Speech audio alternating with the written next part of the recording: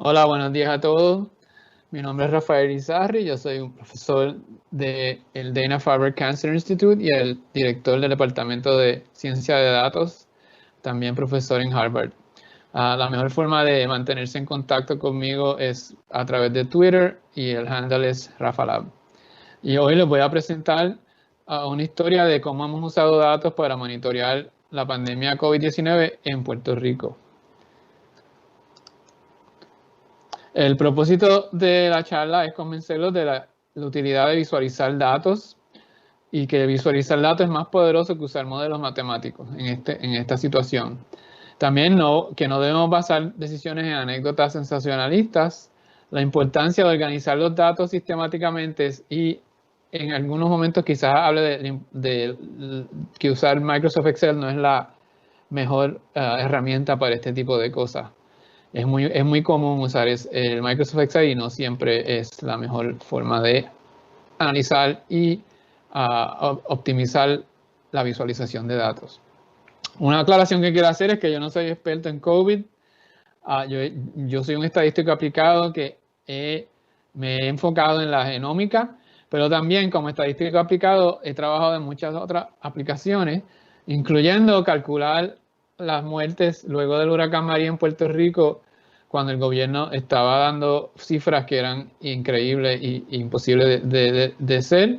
Y para ese análisis me involucré, apliqué mis conocimientos estadísticos para obtener estimados más precisos de lo que de verdad estaba pasando en Puerto Rico. Y a través de eso, pues me he involucrado en este tipo de trabajo. Ahora a veces me contactan los periodistas y así me involucro en distintos proyectos como el del que voy a estar hablando hoy. Ahora, algo importante cuando uno es un estadístico aplicado es mantenerse educado del contexto que estás estudiando, y para eso yo tengo una serie de colegas que sí son expertos en COVID-19. Aquí están sus nombres: Mark Lipstick, Caroline Bucky y Michael Mina, que todos son parte del Centro for Communicable Disease Dynamics en Harvard. Yo estoy en contacto con ellos cuando tengo preguntas específicas del problema específico del que estamos hablando, que es la pandemia COVID-19. Bueno, pues le voy a hacer la presentación de una manera cronológica. Lo primero que quiero compartir es lo preocupado que estábamos en marzo 11, cuando empezamos a aprender de la pandemia.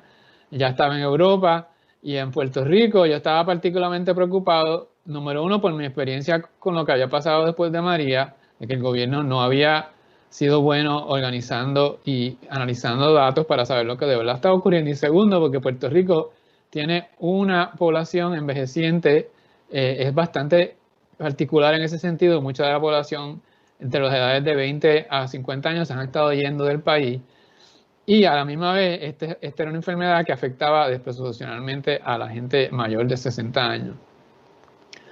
Ahora, en pocos días después, se anuncia que Puerto Rico va a entrar en un lockdown, en una cuarentena, lo que para mí fue una buena decisión en ese momento, lo cual me hizo estar un poco menos preocupado. Ahora, en esos días, esto fue 10 días después del lockdown, aparece un reportaje en una publicación en Puerto Rico diciendo que van a morir entre 16,000 y 58,000 víctimas durante el verano o en los próximos meses. Ahora, cuando este artículo sale, esos son números bastante preocupantes. 58,000 personas en Puerto Rico es 2% de la población. Así es que imagínense eso, imagínense dos de cada 100 personas muriendo en un verano. Así es que mucha gente estaba preocupada, y en este momento me empiezan a escribir periodistas preguntándome si esto es posible, que algo así de malo va a pasar. Ahora yo tengo que aclarar cuando me están preguntando los periodistas que es la diferencia entre modelos estadísticos, yo soy estadístico, y los modelos matemáticos. Estas predicciones, las que se estaban haciendo al principio de la pandemia, estaban basadas en modelos matemáticos que tratan de modelar la naturaleza del virus y los humanos que lo contraen usando ecuaciones diferenciales.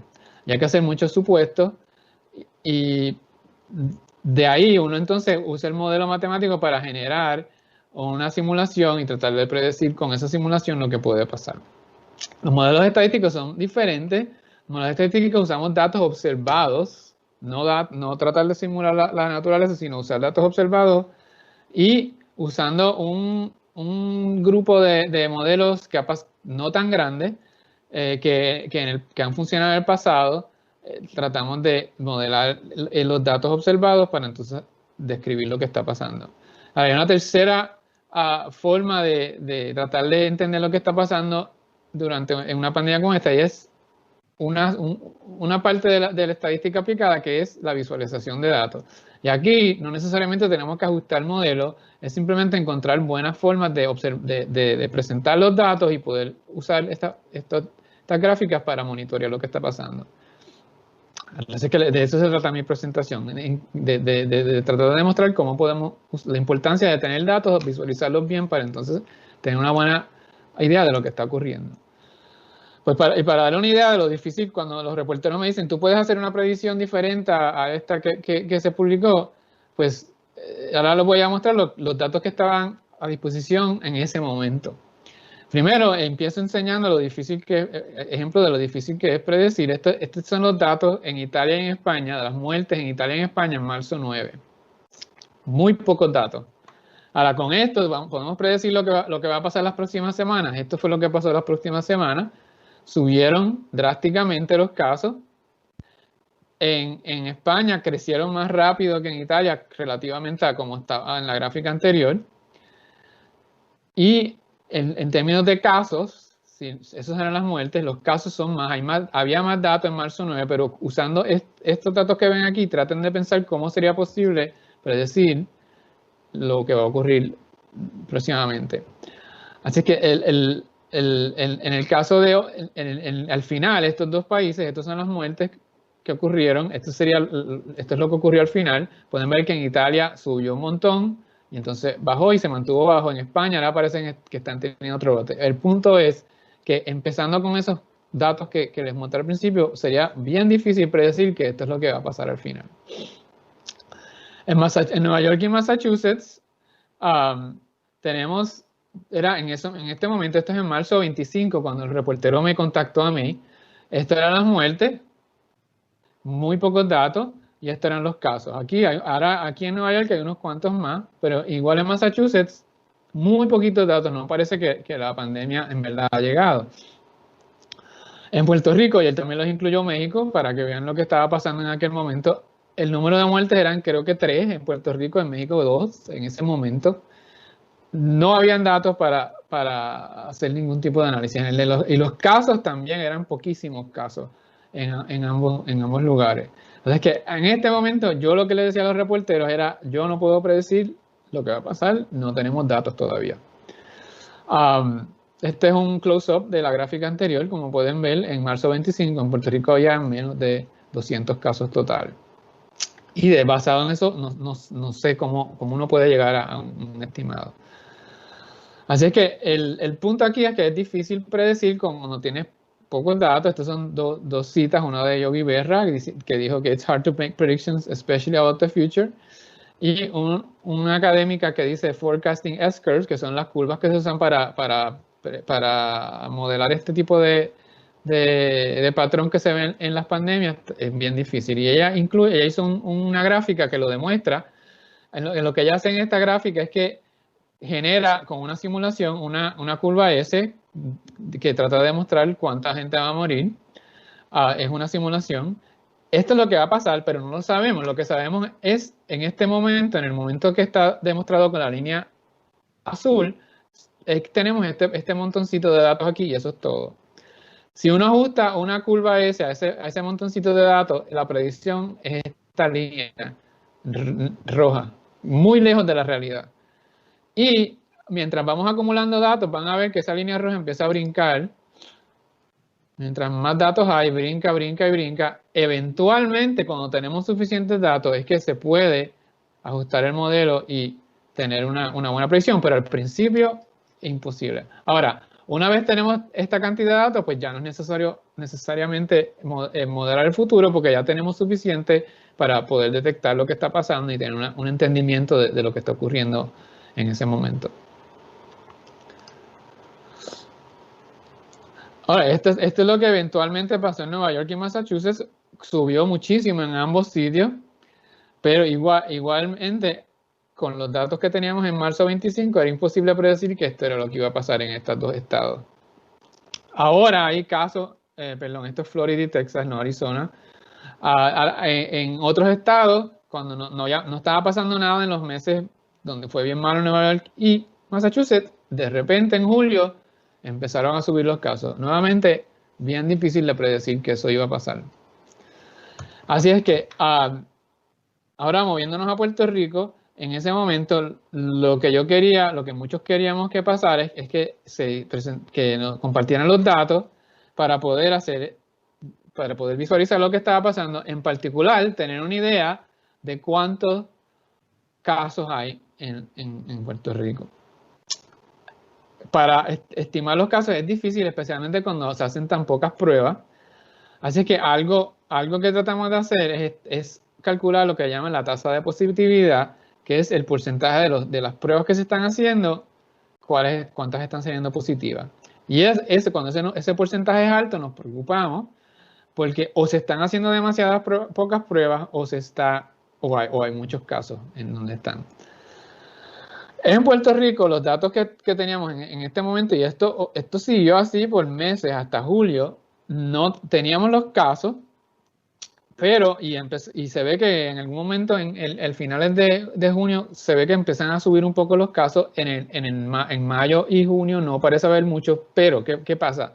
No sabemos cuántas pruebas se están haciendo. Y si no, también en esta gráfica van a ver que hay unos bajones cada 7 días, y eso es porque en los fines de semana se están haciendo menos pruebas, por lo tanto hay menos casos. No es porque el virus coge los fines de semana libres. Otro ejemplo de por qué la tasa de positividad es un resumen útil es que lo podemos ver en el mismo Estados Unidos. Estos son los casos en Estados Unidos desde abril hasta septiembre, y pueden ver que de repente en finales de julio hay supuestamente más casos que en abril. ¿Qué pasa? También hay muchas más pruebas. La tasa de positividad te corrige por eso, y vemos que aunque sí empezaron a subir los casos en julio, no llegó a los niveles que tuvimos en abril y mayo. Entonces, aquí podemos ver que la tasa de positividad en Massachusetts y Nueva York ahora mismo está bien bajita. Por lo menos por ahora las cosas van bastante bien en estos dos estados. En otros, como Florida y Texas, podemos ver que la tasa de positividad subió en julio hasta 20, que es altísimo. La tasa de positividad tiene algunos problemas. La idea es poder saber cuántos rojos hay en esta población, de rojos y azules. No los podemos ver todos, así es que hacemos algunas pruebas.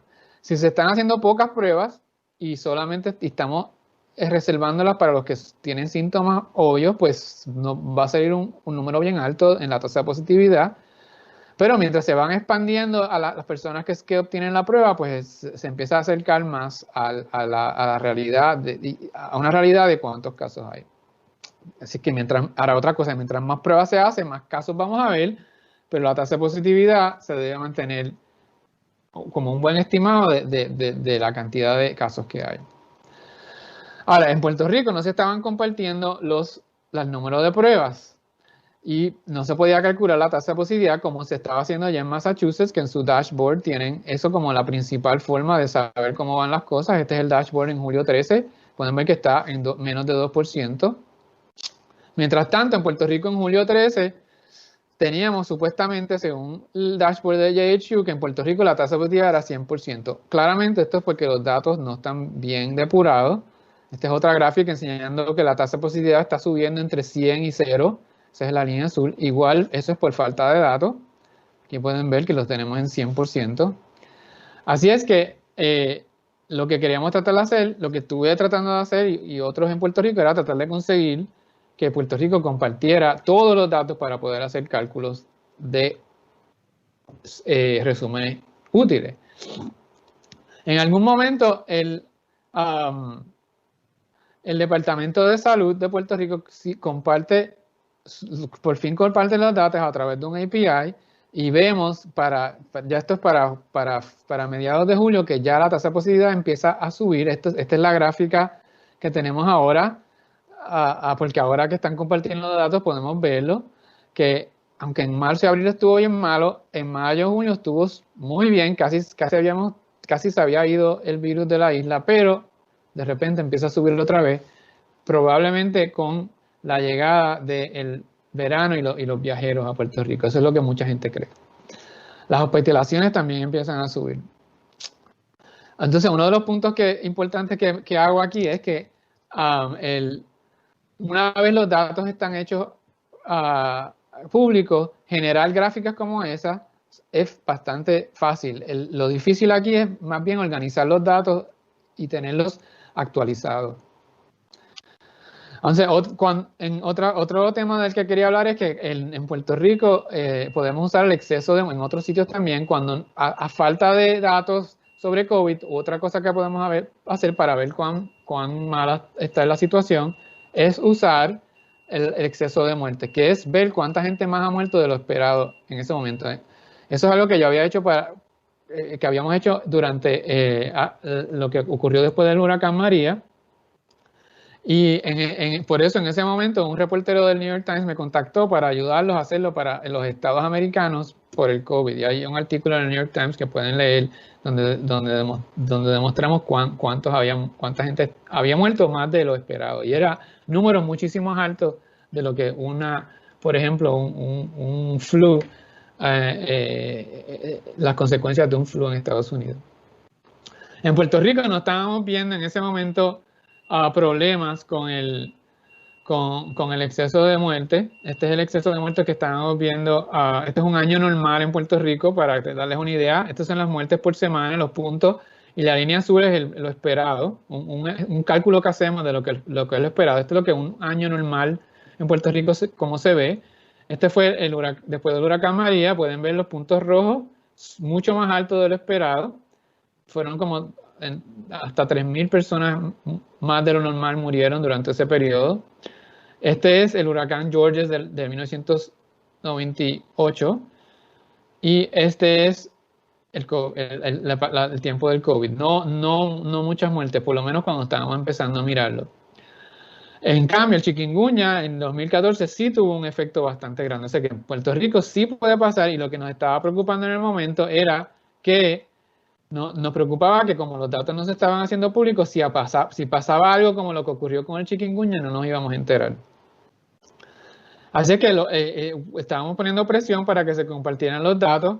Cuando por primera vez lo comparte un grupo de científicos en Puerto Rico que tuvieron acceso a los laboratorios clínicos, vimos que el exceso estaba bastante bajo en uno, pero a la misma vez estábamos viendo los casos subiendo en Florida. Así que continuamos pidiendo los datos y eventualmente vemos que empieza a subir a finales de junio. Esto es con datos de los laboratorios clínicos, y que en Florida están subiendo los casos. En Puerto Rico llegan 27 vuelos al día de Florida. Así es que continuamos estando preocupados, pero eventualmente el Departamento de Salud nos da los datos. Esta fue la gráfica que le enseñé anteriormente, y poco después de que comparten los datos podemos ver que ya subimos a la tasa de positividad de 5%, que es lo que recomienda el WHO como un número muy alto. Esta es la primera vez que vimos los datos cuando estábamos tratando de convencer al Departamento de Salud que los compartiera, y le mostramos que había un pequeño crecimiento, difícil de ver, pero que se puede ver ya a finales de junio. Así es que creamos un dashboard que lo pueden ir a ver aquí, que básicamente lo que hace es automáticamente crear estas gráficas todos los días para que el que quiera las pueda ver. Y esas gráficas eventualmente aparecen en un comunicado de prensa de la gobernadora de Puerto Rico, y deciden tomar medidas de control. Y en la conferencia de prensa vimos las gráficas que hacía nuestro dashboard. Esto es lo que ahora como está la situación. Estas son las muertes en Puerto Rico. No son tantas, pero sí han subido cuando detectamos que subió la tasa de positividad. También aprovecho para enseñarles lo que está pasando en México, que parece que empezaron a subir los casos y han estado bastante altos los últimos días. Ok, pues ahí acabo las recomendaciones: que organicen los datos sistemáticamente, monitoreen con visualizaciones por geográfica. Eso no lo demostré aquí, pero es importante. Y en el caso de Puerto Rico, cuando estaban los casos tan bajos, os recomendarían control de aeropuerto. Todo lo que voy a enseñar aquí está disponible en GitHub, el código que usé para crear las gráficas aquí y para crear el dashboard también. Ok, y ahí voy a parar. Gracias por la atención.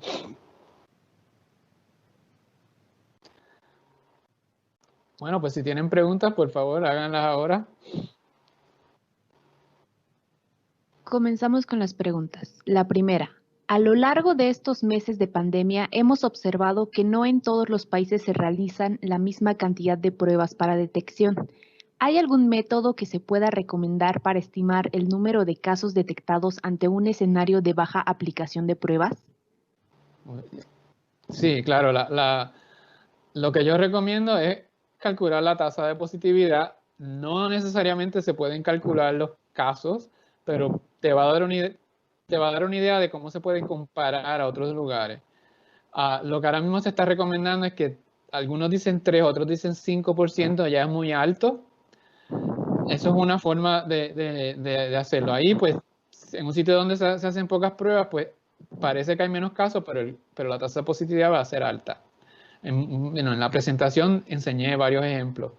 Otras cosas que pueden hacer es mirar las muertes, mirar las hospitalizaciones, mirar los casos en los ICU, monitorear eso, ver si están subiendo, bajando. Y ahí, aunque no se están haciendo tantas pruebas al público en general, cuando hay pocas, por lo general se prioriza a los hospitales. Así que ese es otros datos que pueden monitorear: son las hospitalizaciones, la gente en las camas ICU y las muertes. La siguiente: en las estadísticas de mortalidad de algunos países observamos una sobremortalidad cuando se comparan las cifras de este periodo contra el observado en el mismo periodo para años anteriores. ¿Puede utilizarse esa diferencia para generar un estimador de muertes por COVID? ¿Recomendaría usar esa sobremortalidad para hacer un pronóstico de casos a futuro para los siguientes meses? Claro, sí, eso en parte eso es lo que estábamos haciendo en Puerto Rico y lo seguimos haciendo, no solo en Puerto Rico, sino en otros sitios, como mostré en la charla. Ese reportaje del New York Times, eso fue exactamente lo que hicimos. Calculamos los muertes en exceso comparado a años anteriores, y ese número que vemos, pues asumimos que son causados por COVID, quizás no necesariamente por COVID directamente, porque puede ser algo como alguien no yendo al hospital porque tenía miedo y pues eso le afectó la salud. Pero me parece que es una buena forma de tener, es una forma que no depende de las pruebas y de los datos siendo bien organizados sobre el COVID. Como eso es algo que siempre se mantiene, casi todos los países mantienen las muertes en una base de datos, es una forma alternativa que se puede usar, definitivamente.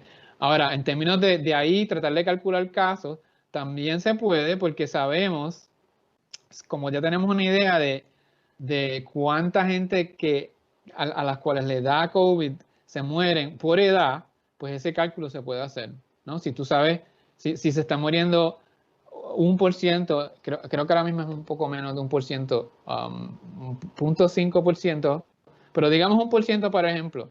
Si sabemos que se está muriendo un 1% y han muerto 100 personas, pues entonces podemos deducir que hay aproximadamente 10.000 casos. Esa es la idea. Pero claro, habría que hacerlo por edad, porque los distintos países tienen diferentes demografías y sabemos que mueren más en el COVID, mueren más entre los viejos, mueren más que entre los jóvenes. Pero definitivamente eso sí se puede hacer, sí. La última pregunta: ¿qué tan apropiados son los métodos de ciencia de datos para moldear escenarios de la pandemia ¿Cuáles serían sus recomendaciones en este sentido para proporcionar a los sistemas de salud indicadores relevantes para su planeación de recursos en los próximos meses? Ya, eso es difícil. Parte de lo que presenté es lo difícil que es predecir. Am, yo, en verdad, yo trato de no hacerlo porque me parece que tantos de los que tratan de predecir fallan. Así que yo en lo que me enfoco es en tener la mejor idea posible de lo que está pasando ahora y usar eso como base para hacer decisiones. Y para saber lo que está pasando ahora, ¿qué se puede hacer? No necesariamente es modelar mejor o usar técnicas avanzadas, es organizarse para que los datos entren a la base de datos lo antes posible, hacer los análisis lo antes posible, crear visualizaciones lo antes posible y buscar patrones. Si se ven patrones, no necesariamente podemos asumir que van a continuar, pero como vieron en las gráficas de la presentación, hay veces que se ven patrones claros de que los casos están subiendo y de que nos debemos preparar para que eso continúe.